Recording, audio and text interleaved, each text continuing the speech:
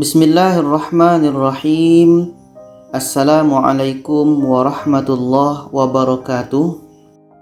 Alhamdulillahi wa kafa, wa salamun ala ibadihilladzina astafa. Ashhadu an la ilaha illallah wahdahu la syarikalah, wa ashhadu anna Muhammadan abduhu wa rasuluh. Allahumma salli wa sallim ala sayyidina Muhammadin wa man tabi'ahum bi ihsanin ila yaumiddin. Amma ba'du. Alhamdulillah merupakan ungkapan rasa syukur kita kepada Allah Subhanahu wa ta'ala, dan kita dapat bersama-sama di channel ini. Doa saya untuk kita semua yang menonton video ini, semoga urusan kita selalu dimudahkan, rezeki kita selalu berkecukupan, dosa-dosa kita diampuni, dan akhir kehidupan kita dalam keadaan beriman dan husnul khatimah. Amin ya Allah ya Rabbal Alamin. Sahabat yang dirahmati Allah, Islam adalah agama yang mengatur semua hal dalam kehidupan. Bukan hanya berbicara tentang akhirat, tapi juga hal-hal keduniaan. Mulai dari kita bangun tidur sehingga tidur lagi, Islam telah membicarakannya. Mulai dari orang yang sehat sampai orang sakit pun Islam telah membicarakannya. Berbicara tentang kesehatan, setiap amalan yang kita lakukan sebenarnya memiliki tujuan medis untuk menjaga kesehatan. Ada perbuatan yang disukai oleh Allah dan ada perbuatan yang dilarang oleh Allah. Tujuannya adalah supaya manusia menjaga diri dan tidak menyakiti diri sendiri, dan ini adalah bentuk kasih sayang Allah kepada manusia. Namun manusia kadang tidak menyadarinya, sehingga perbuatan yang dilarang menjadi kebiasaan dalam sehari-hari. Padahal akibat dari itu menyebabkan penyakit fisik sehingga penyakit hati. Apakah kebiasaan atau perbuatan yang menyebabkan penyakit fisik sehingga penyakit hati? 1. Banyak bicara. Lidah memang lembut dan tidak bertulang. Oleh karena itu, orang yang tidak menguasai ilmu bela diri sekalipun bisa bersilat lidah. Lidah tajam laksana pedang, bahkan ia adalah pedang bermata dua. Jika luka di tubuh tersayat oleh pedang, masih ada harapan sembuh. Tapi luka di hati oleh lidah, kemana obat akan dicari? Berapa banyak persaudaraan terputus ditebas oleh lidah, dan tidak sedikit pula persahabatan jadi musuh bebuyutan karena tikaman lidah. Banyak bicara merupakan sikap berlebihan yang paling banyak terjadi dan paling besar pengaruhnya. Perhatikanlah, sesungguhnya karena lisan, seseorang bisa terjerumus dalam jurang kebinasaan. Lihatlah hadis Rasulullah SAW ketika berbicara dengan Mu'az bin Jabal radhiyallahu anhu. Maukah kuberitahukan kepadamu tentang kunci semua perkara itu? Jawabku, iya, wahai Rasulullah. Maka beliau memegang lidahnya dan bersabda, jagalah ini. Aku bertanya, wahai Rasulullah, apakah kami dituntut, disiksa karena apa yang kami katakan? Maka beliau bersabda, celaka engkau. Adakah yang menjadikan orang yang menyungkurkan mukanya di dalam neraka selain ucapan lisan mereka? Hadis riwayat At-Tirmidzi. Rasulullah SAW juga bersabda, barang siapa beriman kepada Allah dan hari akhir, maka berkatalah yang baik, dan jika tidak, maka diamlah. Hadis riwayat Al-Bukhari dan Muslim.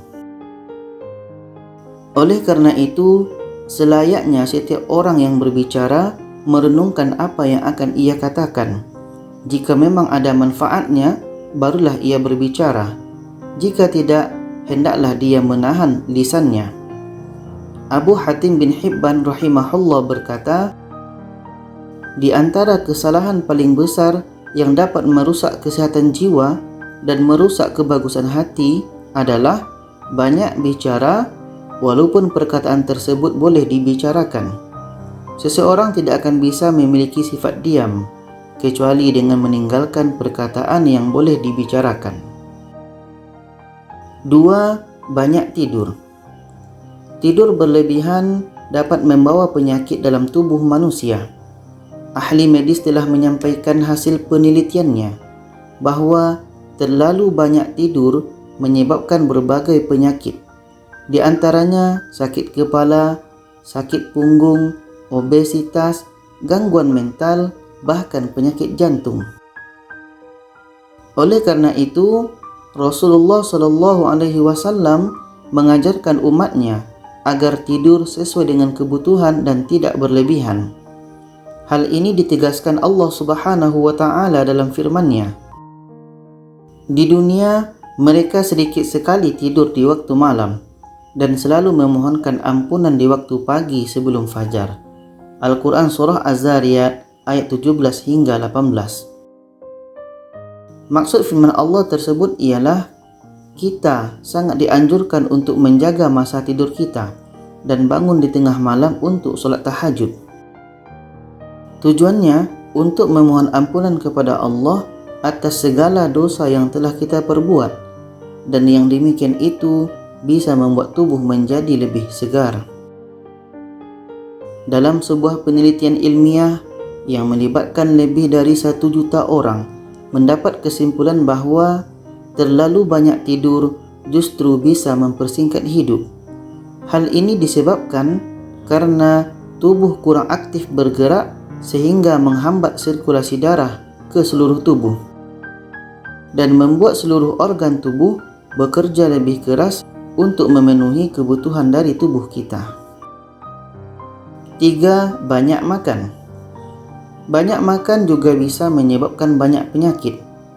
Manusia dianjurkan untuk tidak terlalu kenyang supaya kebutuhan rohani selalu terjaga. Dari Al-Miqdam bin Ma'di Karif radhiyallahu anhu, ia berkata bahawa ia mendengar Rasulullah SAW bersabda, "Tidak ada tempat yang lebih buruk daripada memenuhi perut keturunan Adam. Cukup keturunan Adam memakan beberapa suapan yang dapat menegakkan tulangnya. Kalau memang menjadi suatu keharusan untuk diisi, maka 1/3 untuk makannya, 1/3 untuk minumannya, dan 1/3 untuk nafasnya." Hadis riwayat Ahmad, At-Tirmidzi, dan Ibnu Majah. Ibnu Rajab rahimahullah mengatakan, manfaat dari sedikit makan bagi hati adalah hati akan semakin lembut, pemahaman semakin mantap, jiwa semakin tenang, hawa nafsu jelek tertahan, dan marah semakin terkendali. Hal ini berbeda dengan kondisi seseorang yang banyak makan. Dalam segi medis, banyak makan bisa menimbulkan berbagai jenis penyakit seperti kegemukan, kolesterol tinggi, mudah lupa atau pikun. Tidak sedikit manusia yang meninggal dunia akibat berlebihan mengkonsumsi makanan. Sahabat yang dirahmati Allah, inilah 3 kebiasaan yang harus kita hindari. Mulai dari sekarang, mari jaga diri kita dari hal-hal yang tidak berfaedah. Ambil peluang untuk meningkatkan ibadah kita kepada Allah dalam menggapai ridhonya. Semoga kita termasuk hambanya yang bersyukur dan layak masuk syurga Allah Subhanahu wa Ta'ala. Amin ya Allah ya Rabbal Alamin. Demikian yang bisa saya bagikan, semoga bermanfaat untuk kita semua. Wallahu a'lam bishawab. Wassalamualaikum warahmatullahi wabarakatuh.